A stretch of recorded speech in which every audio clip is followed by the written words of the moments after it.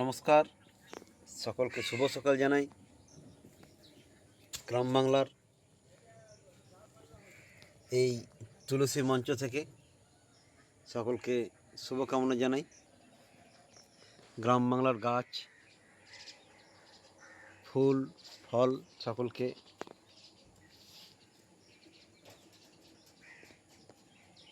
দর্শন করিয়ে শুভ সকালটা জানাতে চাই। আমড়া গাছ, কত সুন্দর আমড়া ধরে আছে, কাকেদের কাকা আওয়াজ ও এখানে একটি সুন্দর বাসা রয়েছে। হাঁসেরা পুকুরের জলে যাবে, তার জন্য প্রস্তুতি নিয়ে রয়েছে। প্রিয় দর্শক, গ্রাম বাংলার গবাদি পাঁচিলের গায়ে মনসা গাছ তো আপনারা দেখেছেন, সুন্দর পেয়ারা ধরে রয়েছে। মায়ের শ্রীমন্দির, দূরে তাল গাছ, কংক্রিটের রাস্তা, আর এই রাস্তা আর তার কাছাকাছি প্রিয় দর্শক একটু খেয়াল করুন, কত সুন্দর সক্ষতা বজায় রেখে কুমড়ো গাছ, কুমড়ো লতা কেমন চালের দিকে রওনা হয়েছে। গ্রাম বাংলার পাঁচিলের গায়ে আমাদের সেই প্রাচীন সুন্দর গাছখানি দেখুন কেমন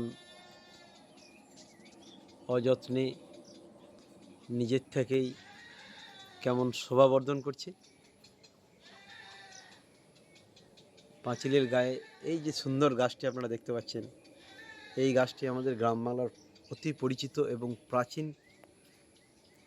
একটি লতা। এই লতাটির নাম হলো তরুলতা। আপনারা নিশ্চয়ই জানেন যে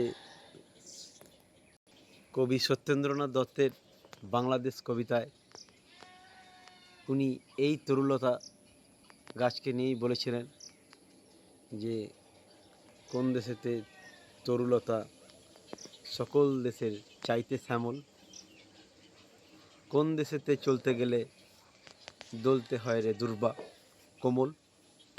তো প্রিয় দর্শক, নতুন পালক ফেসবুক পেজ ও ইউটিউব চ্যানেল থেকে আমি লক্ষণ সকলকে শুভ সকাল জানাতে এসেছি। আর এই সুন্দর তরুলতা গাছের দৃশ্য আপনারা প্রাণ ভরে দর্শন করুন, কারণ এই ধরনের দুর্লভ লতা এবং বাংলার গাছপালা আপনারা সচরাচর দেখতে পাবেন না, কিন্তু এর উপস্থিতি বিদ্যমান। একটু লক্ষ্য করলে, ভালোবাসা জানালে অবশ্যই আপনারা এটিকে সংরক্ষণ করতে পারেন এবং গ্রাম বাংলার বিভিন্ন পাঁচিলের গায়ে ও বাগান বাড়িতে অবশ্যই দেখতে পাবেন। তো সকলকে শুভ সকাল জানাই, আর আমি লক্ষণ। সকলে ভালো থাকবেন, সুস্থ থাকবেন, আর সকলকে